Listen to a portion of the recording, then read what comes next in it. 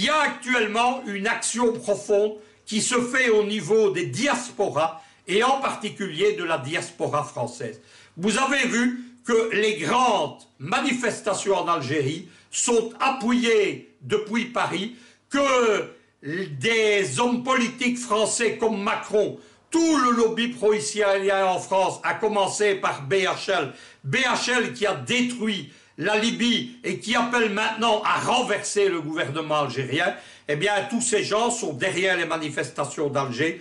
Vous avez vu qu'il y a des manifestations, des occupations d'ambassades au sein de la diaspora camerounaise en France. Tout ça est évidemment autorisé par le gouvernement Macron et le Quai d'Orsay. Et enfin, il y a des manifestations contre le Tchad, contre le nettoyage que l'armée tchadienne fait de sa frontière avec la Libye, de la liquidation des groupuscules terroristes et djihadistes tchadiens qui en veulent au président Idriss Déby Itno.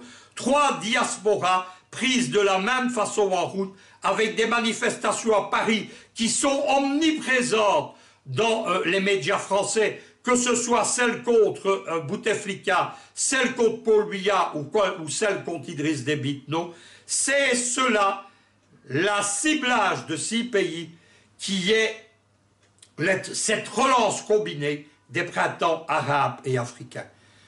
6 pays touchés, excusez-moi, 6 pays menacés, cela fait beaucoup de choses, des ultimatums partout. Eh bien, derrière tout cela, il y a un homme qui est à la manœuvre, derrière Trump et Bolton, il s'appelle Peter Pham. Qui est Peter Pham? C'est le vice-président d'un des plus puissants think tanks atlantistes aux États-Unis, l'Atlantic Council. Vous allez comprendre tout de suite, il faut savoir quels sont les réseaux de Peter Pham, qui a été nommé super ambassadeur de Trump dans la région des Grands Lacs.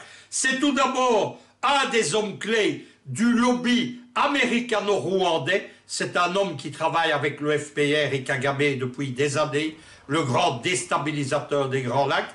Peter Pham, c'est aussi donc le vice-président de l'Atlantic Council, dont le président est un général à la retraite, le général Jones, ancien conseiller à la sécurité d'Obama. Il dirige aussi l'ONG de Katumbi, Le Monde est Petit, qu'il a financé et organisé. Mais ce n'est pas tout. Il dirige en plus une firme dite de sécurité, comprenez de mercenaires, l'International Jones Group, très présent en Afrique.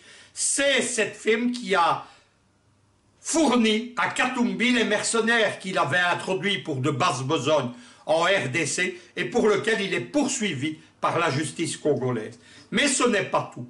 À la tête du département Afrique de l'Atlantic Council, Peter Pham en 2012 a défini le programme de celle-ci. Il a expliqué que le Congo était trop grand, qu'il était dû dans sa taille à la rapacité du roi des Belges Léopold II, qu'il fallait démembrer le Congo en une série de petits États qui seraient faciles à prendre en main et à gouverner. C'est, vous l'avez compris, le programme qui est encore en route contre maintenant Tshisekedi et contre Kabila. C'est également le programme qui est en cours contre le Cameroun, puisqu'il s'agit de démembrer ce Cameroun, Southern Cameroun, disent en Amazonie, reste du pays, Dieu sait quoi encore. Vous savez qu'il y a des mouvements déstabilisateurs aussi dans le nord. Il y a également des mouvements déstabilisateurs vers les frontières de la Centrafrique. Vous noterez enfin une dernière chose, la caractéristique de tous ces printemps.